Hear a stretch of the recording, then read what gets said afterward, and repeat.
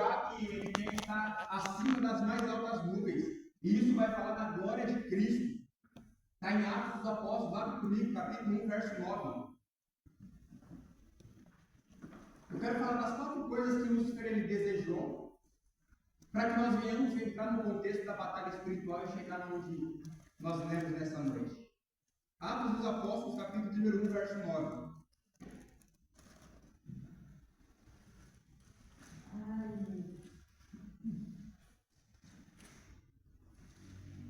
Glória a Deus, aleluia. Alguém achou? Quando dizia isso, vendo eles, foi elevado às alturas em uma nuvem e recebeu, ocultando os seus olhos. Então, esse texto aqui, a gente perceba que ele está citando e está falando acerca de Cristo. As nuvens, elas representam, então, aqui, na verdade, a glória de Cristo. Então, você percebe que Cristo ele vai querer a glória que é de Cristo. Então, ele quer a adoração dos anjos, ele quer o trono que pertence a Cristo, e mais do que isso, ele quer a glória que é de Cristo. E não somente isso, mas ele tem mais uma coisa que ele deseja. Ele quer ser semelhante ao Altíssimo. E o único que pode ser semelhante ao Altíssimo, que é a pessoa de Deus, é o Filho. Como o apóstolo Paulo ele vai citar, a imagem de Deus invisível que é Cristo. Então, diante dessas 4 coisas que Lúcifer vai desejar, ele vai ser lançado do céu. E a gente observa que ao ser lançado dos céus, ele vai corromper a 3ª parte dos anjos com ele. Então a gente vai observar aqui que toda rebelião, ela se inicia normalmente com uma pessoa. E a partir de uma pessoa, ela sempre vai querer persuadir, convencer outras pessoas a entrar na sua ideologia. E isso, desde o princípio da história, a gente vê que nunca acaba bem. Então você vai observar que ele corrompe a 3ª parte dos anjos, eles são lançados do céu. A partir daí, então, agora vai existir o haja. Né? Deus agora, juntamente com as pessoas da divindade, o Espírito Santo e o Verbo que é Cristo, ele vai criar todas as coisas. Dentre todas as coisas, o homem vai ser criado. Então você vai perceber que o homem agora é criado. Amém? Deus ele cria o homem, a imagem e semelhança de Cristo. E você vai perceber que as coisas que Deus ele dá ao homem são exatamente as coisas que Satanás queria.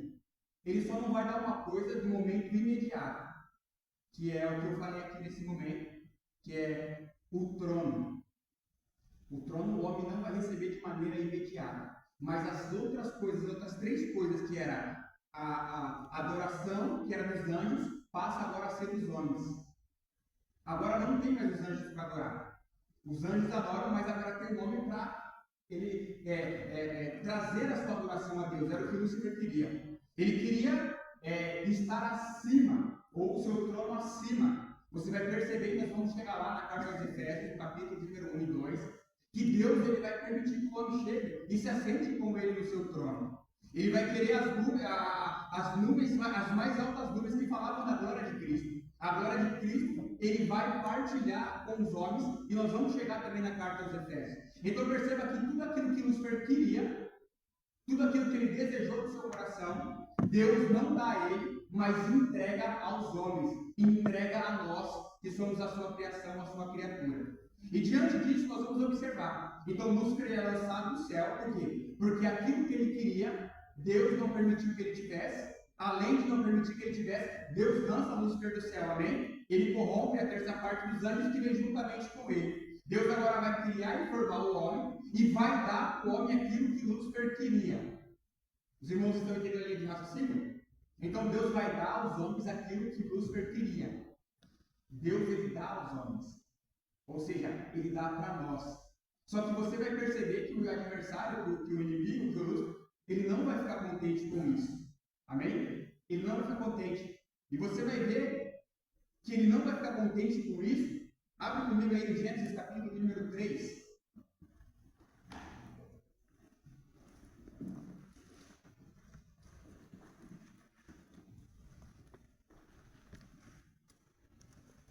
Gênesis capítulo 3, alguém pode ler, ou cada irmão lê do versículo de número 1 até o verso de número 5. Ora, a serpente era mais astuta que todas as animarias do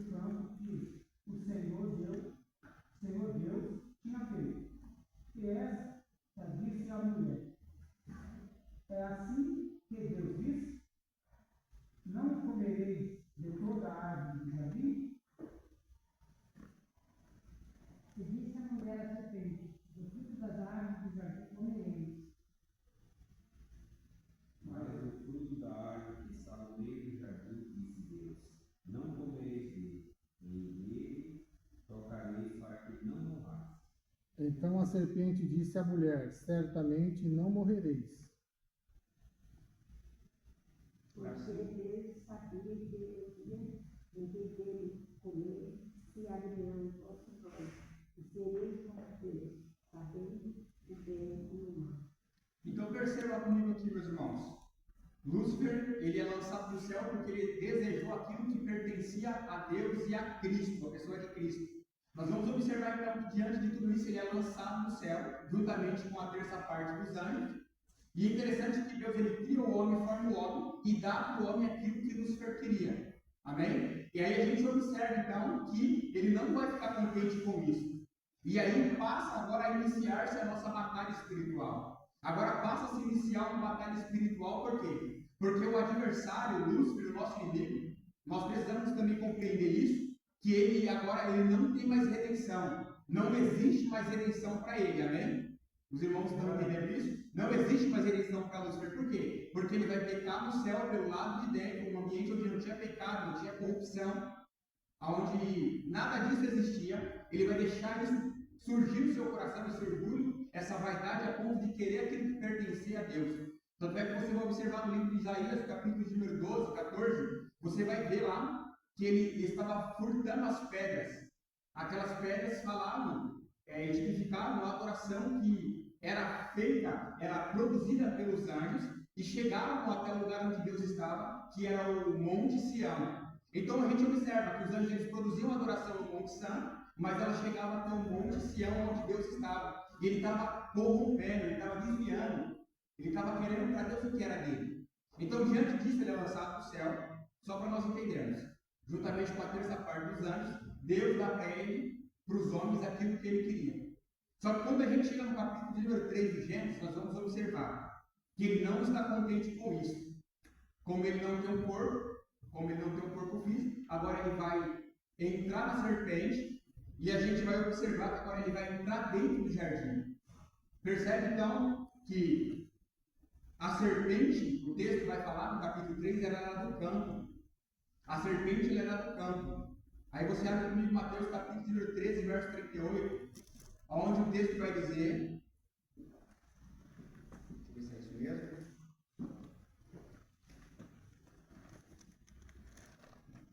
Só a parte do versículo. O campo é o mundo. Mateus 13, 38. Então, o que a gente observa aqui no Gênesis capítulo 3? A serpente era a mais astuta ou sutil animal da onde? Do campo. Então, você percebe que a serpente está no campo, Satanás. O campo, como está dizendo aqui em Mateus 13, 38, é o mundo. Então, a serpente que é do campo, agora ela entra no jardim. O jardim, a gente pode tipificar como a igreja, né? Como o ambiente onde nós estamos. Então, você percebe que a serpente que é do campo, que é do mundo, ela entra no jardim, que é a igreja. Para quê?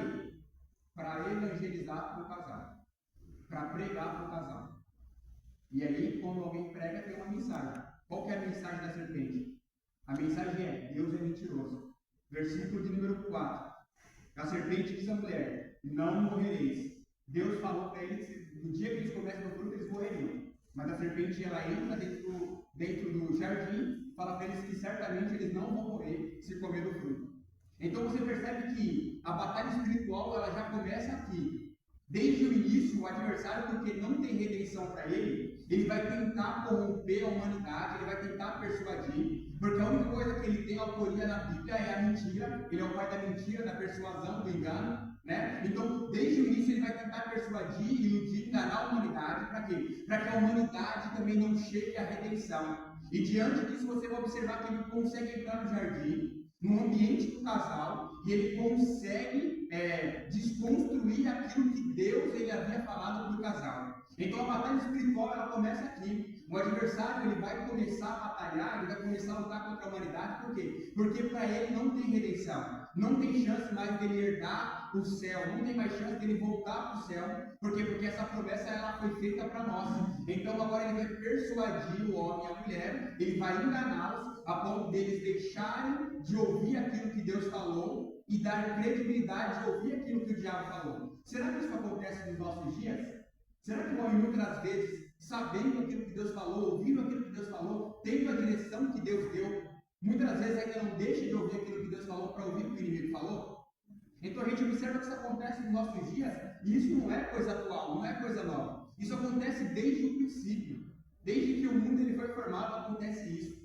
O homem sabendo que aquilo que Deus tem, como Paulo diz na carta aos Romanos, capítulo 12, é bom, perfeito e agradável normalmente. Mesmo assim, o homem muitas vezes ele prefere dar ouvidos ao adversário. A serpente, então, ela tem êxito aqui. Ela ilude a mulher que come do fruto que dá ao homem, e você vai perceber que aquilo que Lúcifer queria, Deus não deu a ele, mas deu aos homens. Agora ele consegue fazer com que o homem perca também. O homem perde também, por quê? O verso 5 diz assim: porque Deus sabe que do dia que comerdes, os vossos olhos serão abertos e vós sereis como Deus. Qual que era o desejo de Lúcifer? Ser como Deus, ser igual a Deus. Então, já que ele entendeu que ele não conseguiu, já que ele entendeu que, querendo ser igual a Deus, ele foi lançado para fora dos céus, sem ter a oportunidade de redenção, ele quer fazer com que a humanidade caia no mesmo erro, porque ele acha que para a humanidade, uma vez querendo ser igual a Deus, também não vai ter mais redenção para a humanidade. Então ele fala, porque no dia que vocês comerem dela, sereis igual a Deus. Sereis como Deus. Então, eles, iludidos pela serpente, eles comem do fruto. E aí o texto vai dizer que Deus, para não perder o homem eternamente, Deus ele tira o homem do jardim por um tempo, mas Deus ele prepara já um modo, uma forma de redimir o homem. Você vai ver que Deus ele vai pegar um cordeiro. O cordeiro, então, o Cristo aqui ele é um mistério oculto, como está nos Efésios capítulo 3. O mistério aqui que Paulo está citando é Cristo, mas ele ainda não havia vindo em corpo. Então você percebe que ele é um mistério que ainda está para ser revelado. Mas isso não significa que ele não é desde o princípio. Isso não significa que Jesus não é desde o princípio. Jesus ele é desde o princípio. E você vai observar que agora o Antigo Testamento, como a carta aos Hebreus fala no capítulo de número 1, verso número 1, que a lei tinha a sombra das coisas futuras. Essa sombra de coisas futuras, na verdade, já era uma projeção do Cristo que viria para redimir a humanidade. Então você vai perceber que Cristo ele já aparece no Antigo Testamento, ele já aparece aqui no Gênesis 3, quando Deus ele prepara um animal, um cordeiro, e esse cordeiro, agora Deus ele vai sacrificar o cordeiro, Deus já estava redimindo os nossos pais. Para quê? Para que eles não viessem ter o mesmo destino que o adversário, que Lúcifer. Que eles tivessem direito a herdar a salvação e a redenção. Então Deus prepara o cordeiro, e molda o cordeiro, e aí o apóstolo Paulo, não, na verdade o escritor da carta dos Hebreus vai dizer que sem derramamento de sangue não tem remissão de pecado. Então Deus já redime o casal ali naquele momento, quando pega o cordeiro, sacrifica aquele cordeiro, e aí ele vai trazer a redenção para o homem, mas não somente a redenção, ele vai trazer também para o homem a proteção, porque ele pega a pele do animal, e a pele do animal ele vai vestir o homem. O homem que era vestido da glória de Deus, agora ele vai ser vestido novamente. E isso vai permitir com que o homem tenha comunhão com Deus, ainda que está em separação, para nós entendermos, mas isso faz com que Deus ainda tenha contato com o homem.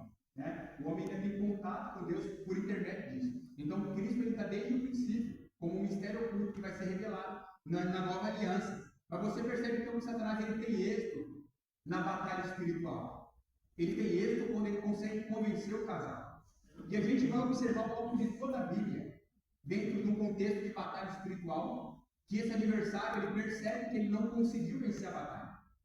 Mas de todas as formas, de todas as maneiras, ele vai lutar com a humanidade, com o homem, com o ser humano, até o dia em que Jesus vier arrebatar a igreja, ou eu e você partir dessa terra para a glória, como Deus permitir, se assim Ele quiser. Então, a nossa batalha ela só vai acabar no dia em que nós formos levados até os céus, ou o Senhor Jesus voltar para nós nos recolher. Antes disso, a nossa batalha espiritual ela vai ser travada com o adversário.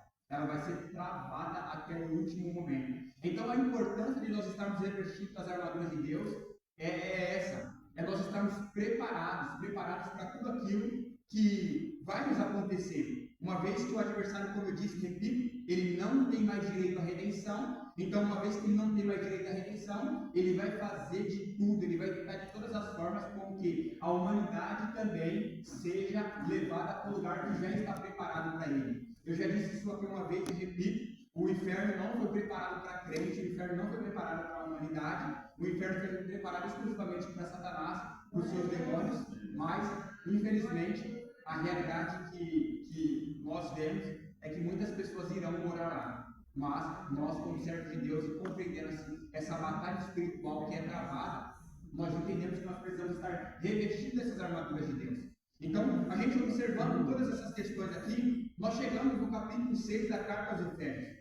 E é interessante por quê? Porque quando nós lemos o versículo de número 10, o apóstolo Paulo ele vai fazer questão de dizer que nós devemos estar fortalecidos no Senhor e na força do seu poder. Então, a primeira coisa que a gente aprende com o apóstolo Paulo aqui é que a igreja ela está sendo fortalecida no Senhor e na força do seu poder. Então, o poder que a igreja hoje tem, ele é proveniente de Cristo, é proveniente do nosso Senhor e Salvador Jesus Cristo. O homem em si não tem poder nenhum para nada. E a gente precisa observar isso, porque você vai observar que algumas igrejas elas já entraram dentro de um contexto de seita. Por quê? Porque muitos acham que a igreja em si, ela tem poder, né, para algumas coisas. E na verdade a igreja tem um poder, mas esse poder vem de Cristo.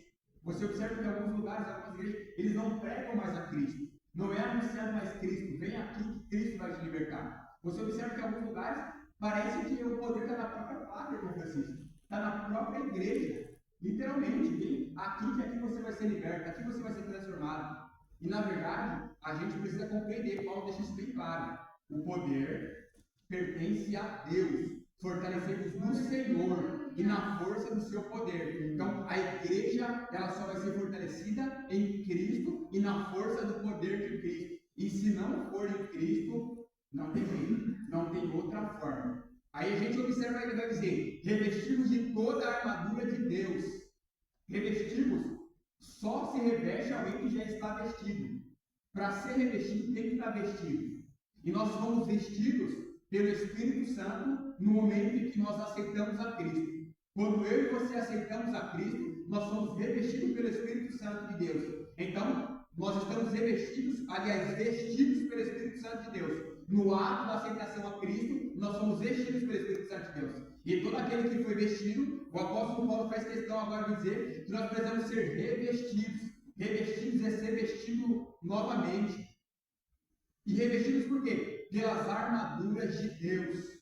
Aleluia. É interessante isso, porque a igreja só vai triunfar no seu propósito e só vai chegar aonde tem que chegar. A igreja, quando eu falo, claro, a igreja no sentido, num contexto coletivo, mas também no contexto individual, tá? Só vai chegar aonde tem que chegar se estiver revestido de todas as armaduras de Deus. Nós já fomos vestidos pelo Espírito Santo de Deus. Agora nós precisamos ser revestidos das armaduras de Deus. Nós precisamos ser revestidos das armaduras de Deus. Paulo faz questão de falar isso. E quando ele fala isso, ele vai dizer para que nós possamos lutar contra as astutas ciladas do diabo. Para que nós possamos estar firmes contra as astutas ciladas do diabo. Então a gente percebe o que Paulo está falando aqui. Paulo está falando que nós não temos que lutar contra o diabo, mas que nós devemos estar revestidos das armaduras de Deus e ficar firmes contra as astutas ciladas do diabo. Por quê? Porque o diabo não tem corpo. O diabo não tem um corpo. Então, você vai observar que ele vem sempre se apossar de pessoas, até no Antigo Testamento se vê de animais. Quando a gente olha para aquele texto que fala do Gadareno, vai falar que ele pede para entrar na manada de porcos. Você vai ver que o diabo só vai entrar onde ele tiver legalidade para entrar. Quando você vai lá no livro de Jó, você vai observar isso. Satanás estava na onde? Rodeando e passeando pela terra. Por quê? Porque ele não tem um corpo. Então a gente entende que a nossa luta não é diretamente contra Satanás, mas é contra as potestades, contra os principados, contra as hostes espirituais da maldade, que atuam e que operam nos lugares celestiais. Então a gente entende aqui que a igreja precisa então estar revestida de toda a armadura de Deus. Para quê? Para estar firme contra as astutas ciladas do diabo. E as ciladas do diabo, elas estão aonde a gente menos imagina e espera. Você observa que as ciladas, as astutas ciladas do diabo, porque ele é ardiloso, ele é astuto, ela está na onde a gente menos espera. O diabo ele tem tentado de todas as formas, os seus principados, potestades, as hostes espirituais da maldade, de todas as formas fazer com que nós saiamos do nosso foco. Você vai observar que ele só vai entrar em lugares onde ele tiver legalidade para entrar. Você vai observar isso no texto que eu citei aqui no Gadareno. Aquela cidade, aquela geografia, aquela região, eles não poderiam cuidar de porcos naquele lugar, porque para eles era um animal imundo, impuro, não poderiam. Mas eles estão criando porcos. Então, obviamente, eles estão dando legalidade. E quando se dá legalidade para o diabo, se dá liberdade para ele. E aí ele entra. Então você observa que aquela cidade estava tomada por demônios. Por quê? Porque existia uma legalidade. Aí a gente precisa entender isso. Porque as astutas ciladas do diabo, às vezes a gente está tão preocupado em batalhar contra o diabo, que a gente esquece que na verdade nós temos que estar firmes, atentos, revestidos, para que a gente não venha cair nas astutas ciladas do diabo. As ciladas que ele tem tramado contra nós é todos os dias.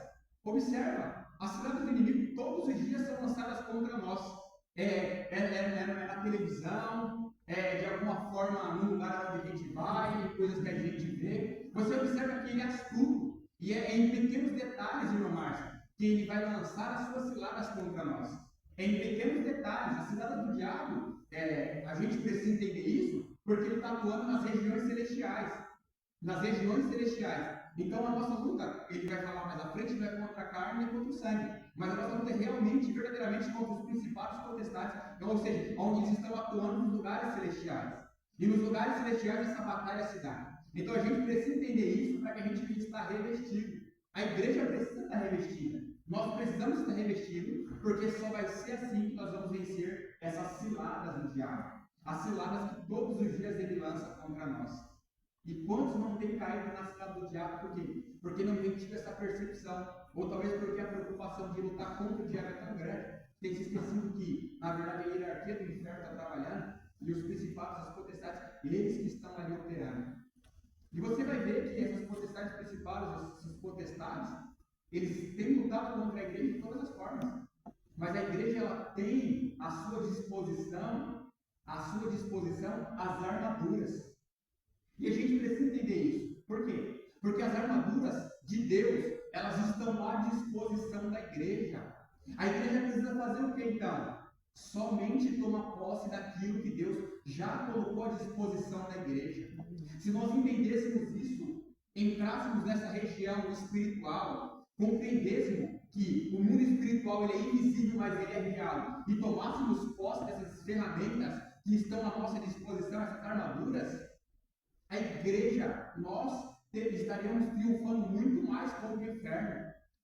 Perceba que Paulo ele vai fazer questão de mencionar isso. Esses principados potestades, essas hostes espirituais da maldade, elas atuam nos lugares celestiais. Não é isso? Nos lugares celestiais, está no verso 12, certo? Agora vem em Efésios capítulo de número 1. Efésios capítulo número 1, versículo 7. Aliás, vamos começar no Efésios 1, verso 3. Só para a gente entender.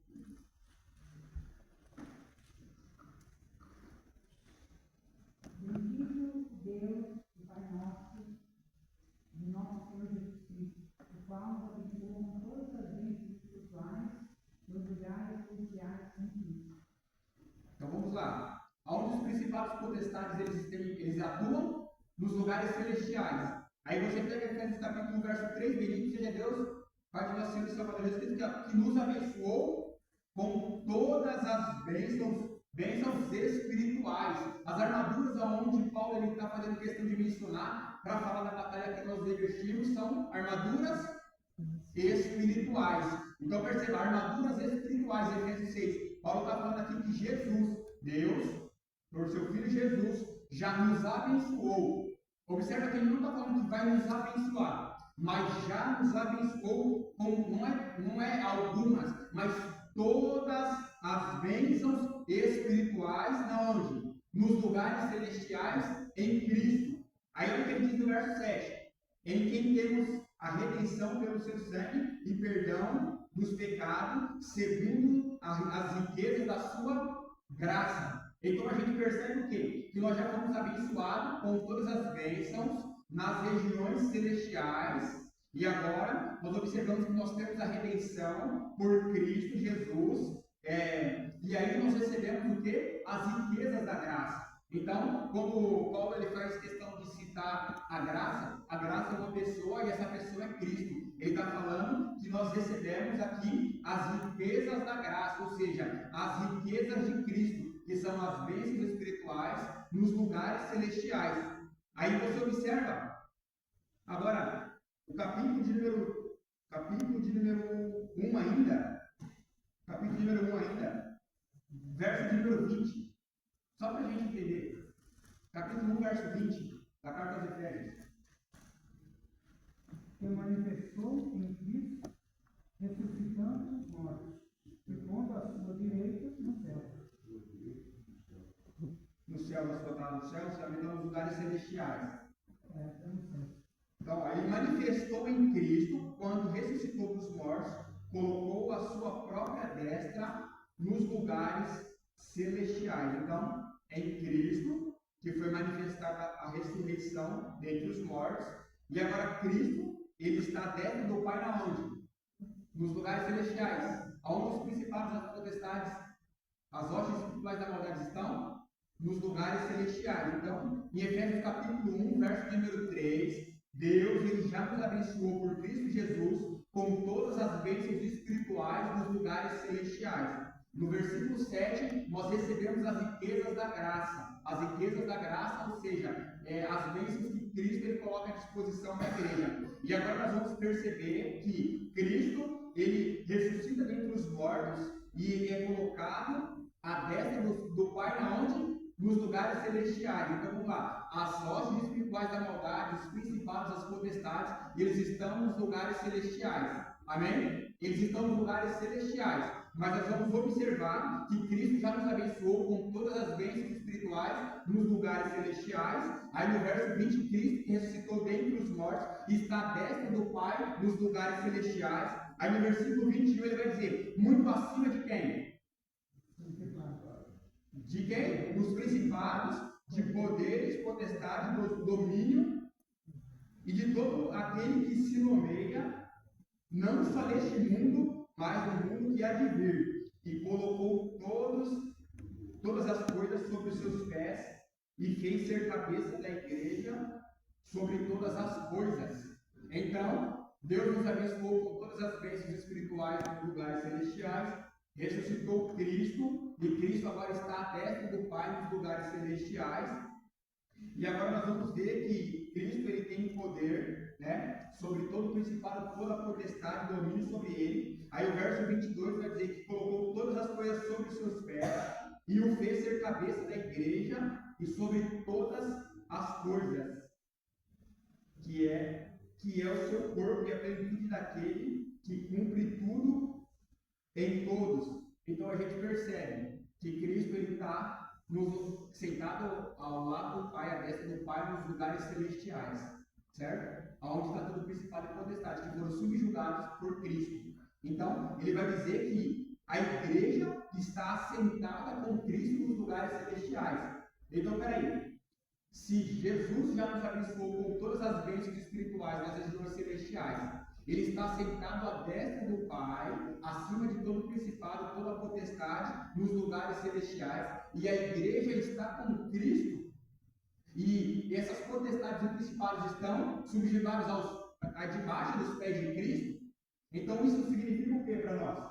Isso significa que a igreja ela está numa posição acima dos principados, das potestades, das hostes espirituais da maldade que atuam nos lugares celestiais. Mas por que a gente não toma posse dessas armaduras? Durante muito tempo, e eu não tive essa percepção, essa compreensão, e na verdade a igreja não toma posse das armaduras e das bênçãos espirituais que já foram dispensadas sobre a igreja, muitas das vezes porque a igreja não tem essa autoridade. Muitas das vezes o que falta para nós é ter autoridade e ousadia para tomar posse daquilo que Deus não vai dar, mas já nos deu, já nos entregou, já está em posse da igreja, só basta a igreja tomar posse daquilo que Deus já entregou. Então nós percebemos isso. E aí a gente vai para o capítulo de número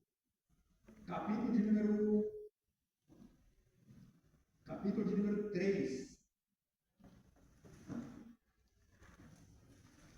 Capítulo de número 3, versículo número 10.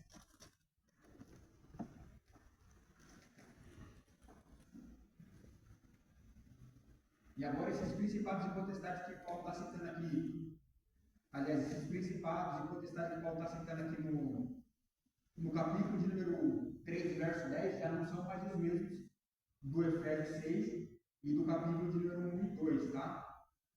Agora ele está falando dos anjos. Olha o que Paulo vai dizer: para que agora os principados e potestades nos lugares celestiais possam conhecer pela igreja a multiforme sabedoria de Deus. Então, a gente compreende aqui que até os anjos eles aprendem com a igreja.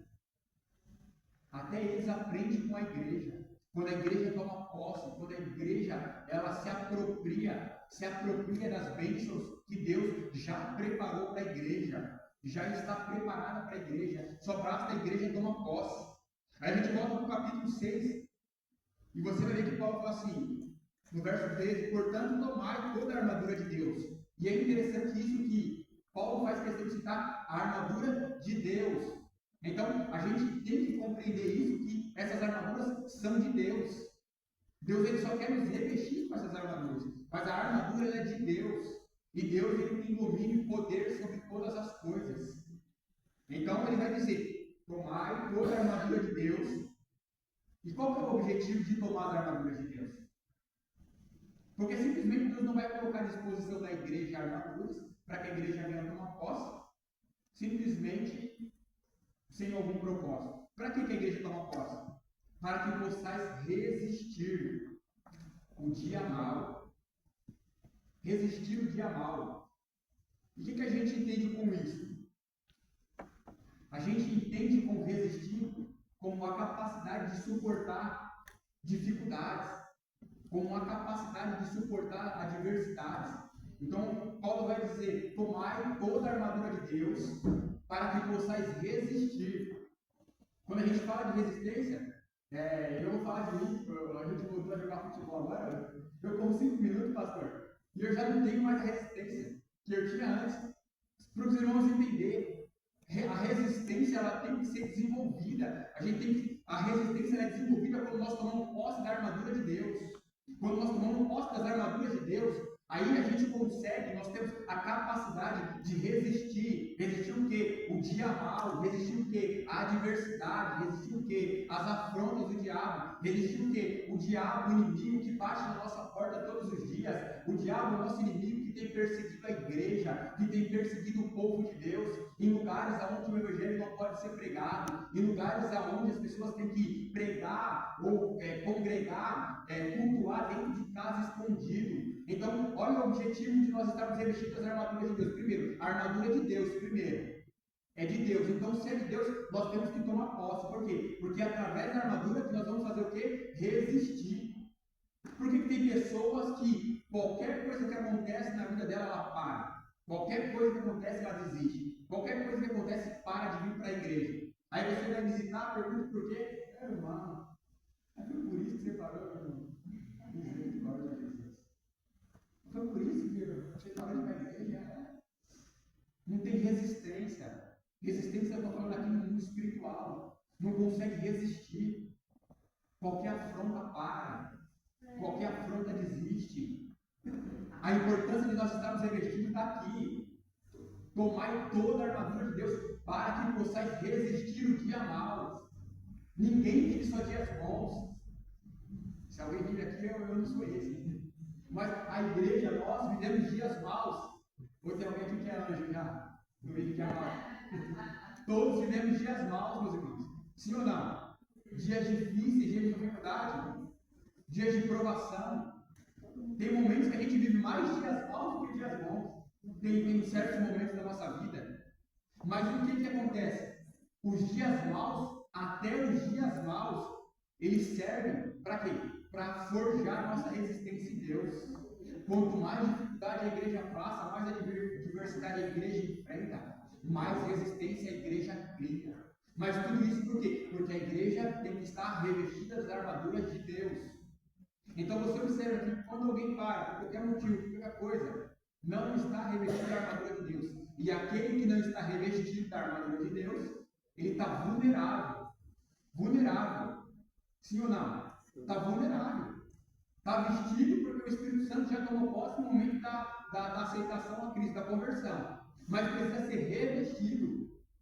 Vestido 2 vezes, vamos dizer assim. Para quê? Para que possa desenvolver essa resistência e estar firme. Quando a gente fala de resistência, a gente olha para Daniel, que enfrentou a cova dos leões. A gente olha para a Bíblia, a gente vê diversos exemplos de homens que tiveram a resistência. Mas por quê? Porque estavam revestidos em Deus. E aí, aquele que está revestido em Deus, esse consegue suportar o dia mau, meu irmão. E esse consegue suportar o dia mau. E ele diz no verso 3, e havendo feito isso, feito o quê? Vestido das armaduras de Deus e resistindo ao dia mau. Havendo feito tudo isso, ficai firmes. Ficai firmes. Porque ficar firme fala de constância. Sabe? Firme. Tá? Você está inabalável em Deus. Independente do que aconteça, você está ali firme. Esse é o objetivo da igreja. Aí ele diz no versículo 14: portanto, estáis firmes. E você vai ver que ele faz essa citação diversas vezes. Ele faz questão de enfatizar diversas vezes. Estai firmes, ficai pois firmes. Estai, portanto, firmes, tendo cingido os vossos lombos com a verdade, e vestido a couraça da justiça. Então a gente percebe aqui, na citação de Paulo, no versículo de número 14 que nós vemos, que nós devemos cingir os vossos lombos com a verdade. E esse cingir os lombos com a verdade, de uma forma muito simples aqui, vai falar também de autoridade. Porque cinto muitas das vezes fala de autoridade. Havendo tudo isso, ficando firme, agora nós precisamos ter autoridade. Por quê? Porque as armaduras que Deus nos dá, irmão, elas vamos dizer que elas nos capacitam. Elas nos capacitam a ficar firme e resistir de mal. Então, elas nos dão autoridade, cingindo os vossos lombos com a verdade. Isso aqui fala de autoridade. A igreja precisa tomar posse da autoridade que tem. Nós precisamos tomar posse da autoridade que tem. Porque quando esse dia mal chegar, quando o adversário vir com ciladas, a gente repreender o diabo, o adversário, os principais poderes, e mandar eles para o abismo. Como foi lá no texto do Gadareno. Manda para o abismo. Porque mandou para o abismo, ele não volta mais. Manda para lá. Então a gente precisa tomar o quê? O nosso posicionamento e ter autoridade. Cingir os vossos lombos com a verdade. Isso fala de autoridade. Nós precisamos tomar esse posicionamento de ter autoridade. Porque Deus ele coloca à disposição da igreja isso. Além de autoridade, fala de integridade, porque ele fala assim, o cinto da verdade. Né? Integridade autoridade e integridade. A verdade fala de integridade. Nós, como servos de Deus, temos que sermos íntegros. Aí ele vai falar da couraça da justiça. Para que serve a couraça? Para proteger essa região. E aí, quando a gente, como eu disse aqui, nós não estamos falando de uma batalha carnal. Tá? Ainda, embora muitos crentes vivem, muitas das vezes, uma vida carnal, então tudo se resolve de maneira carnal. Mas Paulo não está falando de batalha carnal. Né? O presbítero Gilberto falou no último ensino no último ensino, quando ele leu a carta aos Coríntios, 2 Coríntios, que Paulo fala que as armas da nossa milícia não são carnais, mas poderosas em Deus para destruir fortalezas. Então, o que a gente entende aqui? Que essas armaduras aqui que estão à disposição da igreja, nós temos que tomar posse no mundo espiritual, no sentido espiritual. Ninguém aqui vai pegar uma ponto 40 para tirar um demônio de alguém, não vai. De repente pegar um porrete, um taco de beisebol, vou expulsar um demônio. Só se a gente tiver na carne. Paulo não tá, por isso que ele fala, faz questão de dizer, a nossa luta não é contra a carne nem contra o sangue. Senão você vai matar a pessoa, você vai preso. E aí não é assim que se resolve, né? Paulo está falando aqui do mundo espiritual. Só para quebrar o gelo, mas mundo espiritual. Tem crente que é tomada da cá, que é resolver na. Não. Mundo espiritual, as armaduras são espirituais. E a gente fala isso, é muito simples, mas é muito sério. É muito sério para a igreja estar triunfante, para a igreja estar avançando no seu propósito, para que nós não venhamos cair. Para que nós não venhamos cair. O salmista diz assim: 1000 cairão ao meu lado e 10.000 à tua direita. Se observa, o salmista fala: 1000 cairão ao teu lado, 10.000 à tua direita. 11.000 caiu. Mas o alvo é quem? O alvo continua sendo eu e você. Caiu 11.000 já, mas ele vai ter outro jeito de acertar eu e você. O alvo somos nós. Mas o que a gente precisa fazer para não sermos alvejados pelo adversário do inimigo? Estamos revestidos das armaduras. Aí, o cinto da verdade é falar da integridade, porque fala de verdade e autoridade. A igreja precisa ter integridade e autoridade. Aí vai falar da couraça da justiça. A couraça ela protege essa região.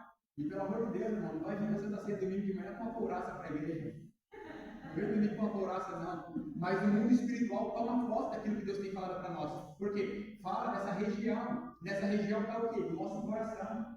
E o coração, irmão, é onde o diabo quer alvejar e quer atingir.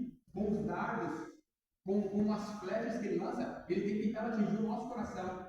Aí Salomão disse em Provérbios capítulo 4, verso 23: sobre tudo que você deve guardar, guarda o seu coração, porque dele procedem as saídas da vida.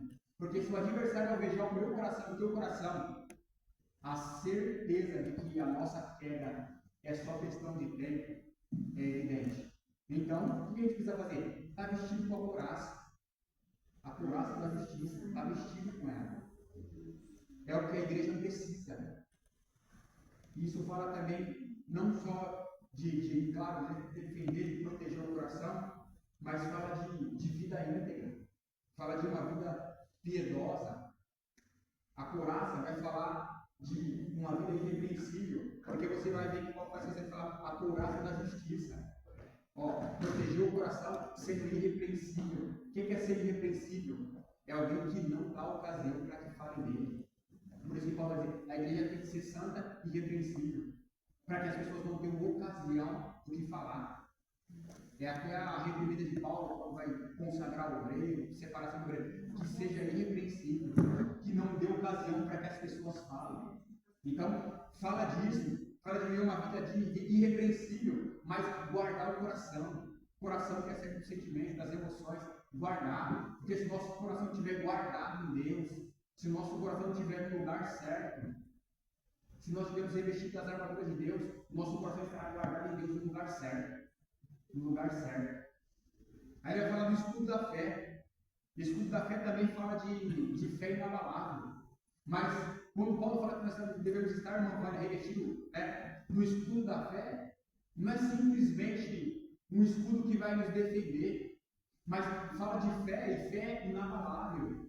Né? Não é aquela fé que a gente professa, aquela fé que a gente tem, eu creio em Deus. Aquela fé que a gente muitas vezes profere da boca para fora. Mas quando ele faz questão de estar, o escudo da fé, ele está falando de proteção, nós estarmos proteção. Quando fala de escudo, o salmista também fala no Salmo 91 que Deus é o nosso escudo. Então o escudo da fé é você colocar a sua fé inabalável em Deus. Não é simplesmente a minha fé, a sua fé, mas a fé colocada na pessoa certa, ou seja, em Deus. Então a nossa fé em Deus, o escudo da fé. Então quando Deus é o nosso escudo, a nossa fé se torna uma fé inabalável. Fé inabalável é a fé, como eu disse, eu repito, de Daniel. É a fé dos seus amigos que foram para a fornalha ardente. A fé inabalável é uma fé que não vai se abalar. Ainda que você viva o momento mais difícil da sua vida, ela não vai se abalar. E se você tiver com o estudo da fé, essa fé será inabalável.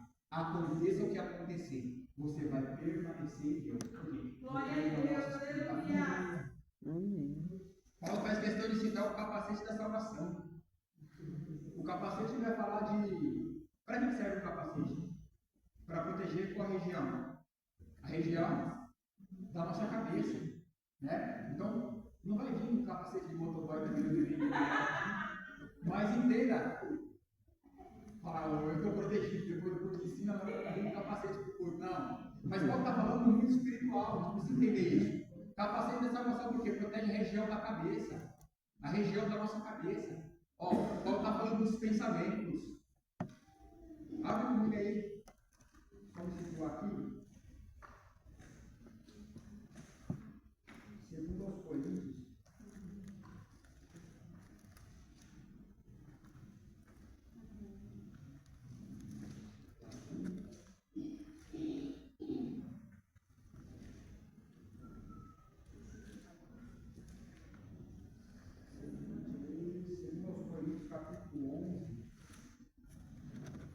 Segundo Coríntios, capítulo 11.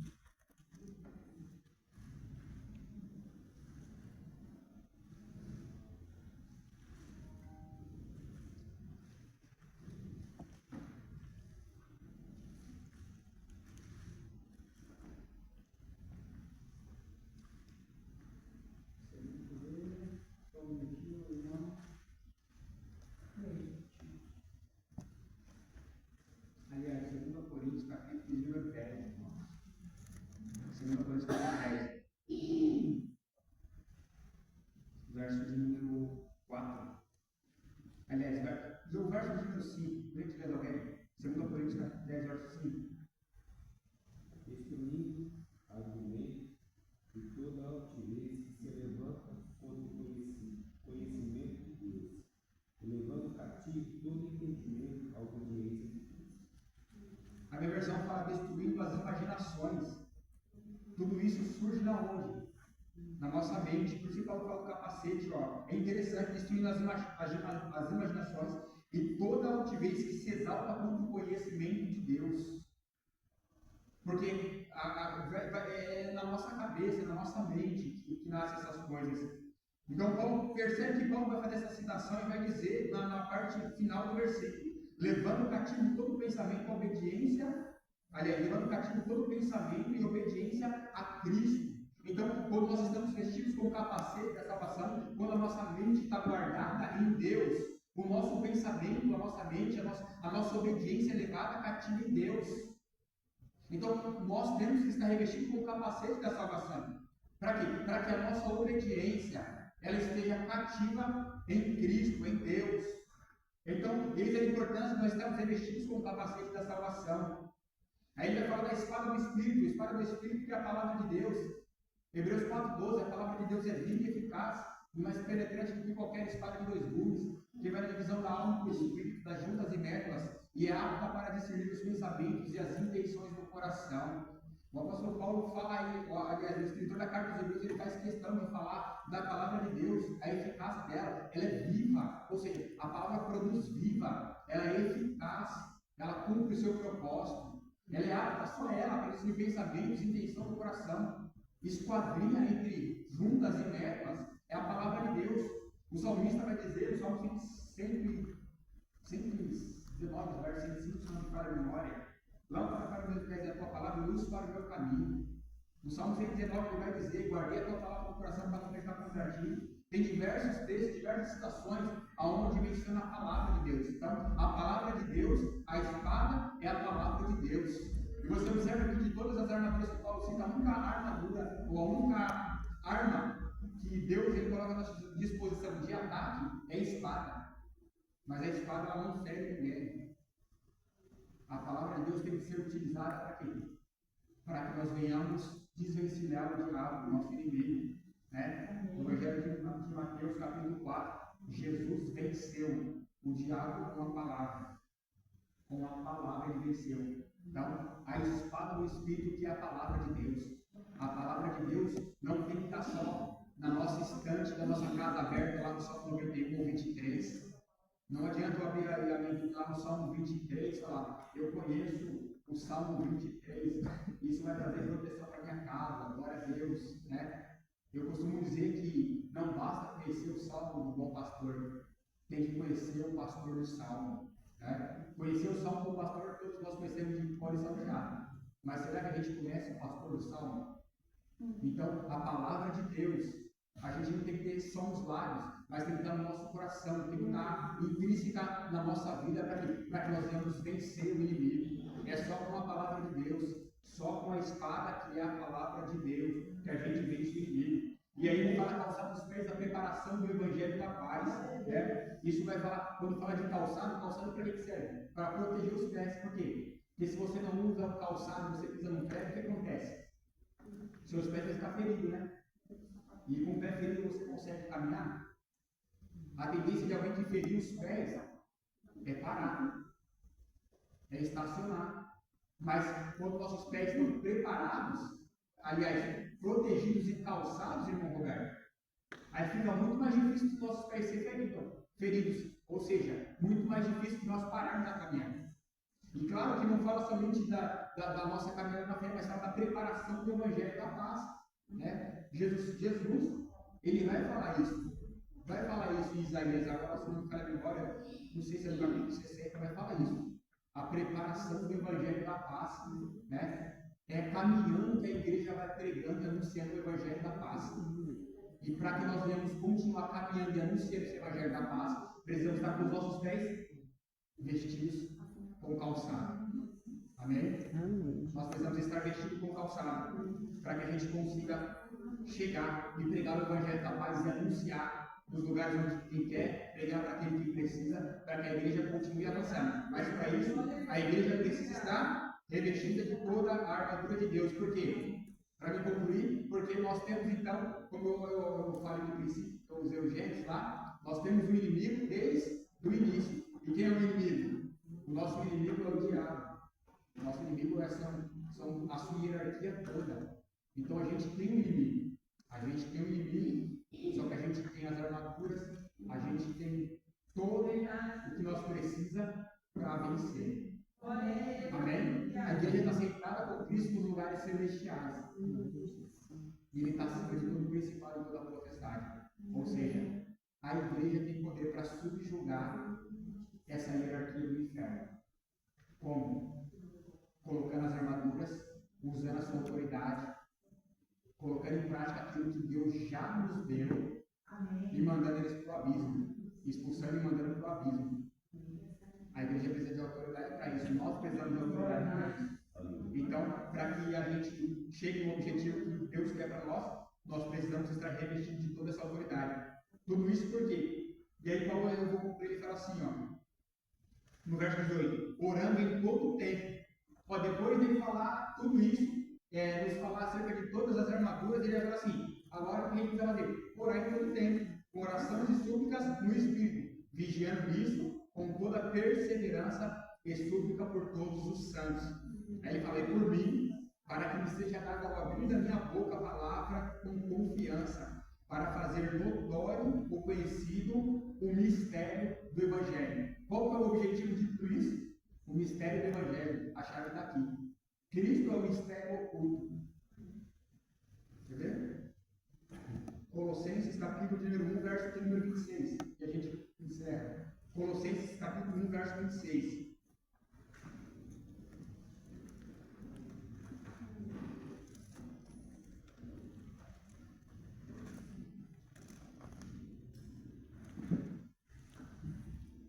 Colossenses 1, 26. Mistério que fez oculto desde todos os séculos e em todas as gerações, e que agora é manifesto aos santos. Então, o mistério que esteve oculto desde todos os séculos e todas as gerações. Aí Paulo falou aqui o quê? Para fazer conhecido, para fazer notório o quê? O mistério do Evangelho. Quem que é o mistério do Evangelho? O mistério do Evangelho é Cristo. Então, a igreja precisa estar revestida de toda a armadura de Deus, tomar posse, tomar o seu posicionamento, ser íntegra. A igreja precisa estar firme e resistir para quê? Para fazer notório o mistério do Evangelho. O mistério do Evangelho é Cristo. Aliás, o mistério do Evangelho que esteve oculto desde todas as gerações, mas agora é manifesto aos seus santos. Cristo, como eu disse, desde o princípio, ele era a sombra de coisas futuras, tudo apontava para Cristo desde o início, mas ele foi manifesto. Ele foi manifesto diante de todos os seus santos. E através disso, Cristo foi manifesto, não é simplesmente dizer Cristo foi manifesto. Ele passou pelo crime de Deus, ele passou pela cruz. Então, foi isso que nos deu a oportunidade de ser reconciliado com Deus, como Paulo fala aqui também na carta aos Colossenses. Nos deu o privilégio de ser reconciliado com Deus, e reconciliado com Deus, nós podemos nos aceitar com Ele nos lugares celestiais. Então, a igreja tem autoridade, tem poder para se sentar nos lugares celestiais. Os principados e potestades estão subjugados pela igreja. A igreja precisa fazer o que então? Só tomar posse das armaduras, revestir dessas armaduras e utilizar ela para quê? Para fazer notório o mistério do Evangelho que é Cristo. Fazer notório o mistério do Evangelho que é Cristo. É isso, é muito simples o que Paulo fala. E se a gente entender isso, tomar posse dessas armaduras, se revestir, nós iremos chegar no nosso objetivo. E eu repito mais uma vez, porque o inferno não foi feito para crente, o inferno não foi feito para gente, ser humano, o inferno foi feito para Satanás, os seus principados, os seus demônios. Tá? Então, a igreja precisa resgatar e salvar o máximo de pessoas possível. A igreja precisa resgatar e salvar o máximo de pessoas possível. E eu cito aqui o versículo mais triste da Bíblia, na minha opinião. Apocalipse capítulo 20, verso 15. E todo aquele que não foi encontrado escrito no livro da vida foi lançado no lago de fogo. É o versículo mais triste da Bíblia, na minha opinião.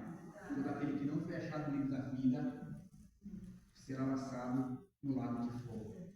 Mas se nós tomarmos posse daquilo que Deus já nos deu por Cristo Jesus e fazermos notório o mistério do Evangelho que é Cristo, muitas almas serão salvas, muitas almas não irão ao inferno. Esse é o nosso objetivo. Tirar essas almas das garras do diabo, tirar essas almas da mão do diabo, mas para isso a gente só vamos conseguir se tiver revestido. Senão a gente só vai ser mais um dentro da estatística. Só mais um dentro da estatística. Só mais um que ele conseguiu vencer. Quantos irmãos têm caído? Quantos irmãos têm sucumbido? Quantos irmãos têm abandonado a fé? Quantos irmãos têm parado no meio da caminhada? Quantos? Mas que a gente não vem entrar na estatística. Mas antes que a gente venha fazer a diferença. E para isso, parece que é meio redundante, mas para isso, só revestir todas as armaduras de Deus. Essa é a única forma. Amém? Os irmãos entenderam? Deus abençoe os irmãos. Obrigado pela oportunidade. Muito simples, mas se a gente tomar posse, é suficiente para nós. Amém? Deus abençoe em nome de Jesus. Aplauda o Senhor.